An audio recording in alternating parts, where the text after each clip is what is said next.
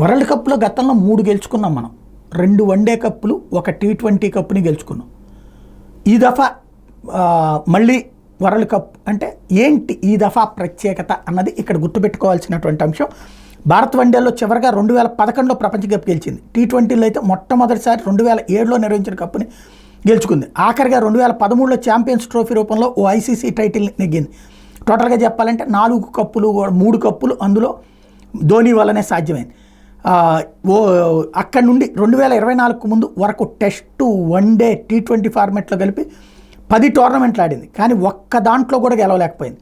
2021-23 ప్రపంచ test championship finals దాకా వెళ్ళి ఓడితే వన్డే ప్రపంచ కప్లో 2015-19లో సెమీస్లోనే వెనక్కి వచ్చేసినటువంటి పరిస్థితి.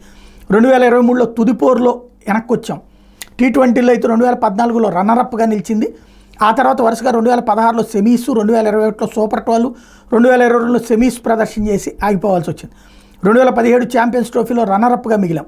ఇలా ICC కప్ గెలవడంలో వరుసగా విఫలమైనటువంటి జట్టుగా తయారయ్యాం మనం. నెర్వస్ 90s అంటూ మన వాళ్ళని విమర్శించడం ప్రారంభించారు.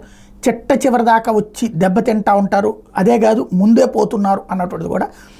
ఆస్ట్రేలియా, ఇంగ్లాండ్, న్యూజిలాండ్, దక్షిణాఫ్రికా లాంటి జట్ల మీద స్వదేశంలో సిరీస్ విజయాల్ని సాధించినటువంటి భారతదేశం ఆయా దేశాల్లో కూడా రికార్డు విజయాలు కూడా నమోదు చేసింది. 3 ఫార్మెట్లో నెంబర్ 1గా ఎదిగింది. కానీ ICC టోర్నీల్లో మాత్రం కీలక దశలో ఒత్తిడికి చిత్తయి వెనక్కి వస్తూ వచ్చింది. అయితే ఈసారి జట్టు కథ మొత్తం మార్చేసింది. మొత్తం జాగ్రత్తగా అజేయంగా ఒక్కటంటే ఒక్క ఓటమి కూడా ఎరుగకుండా చిట్ట చివరి దాకా విజయాన్ని సొంతం చేసుకున్నటువంటి రికార్డే ఈ దఫా ప్రపంచ కప్లో ఉన్నటువంటి స్పెషాలిటీ.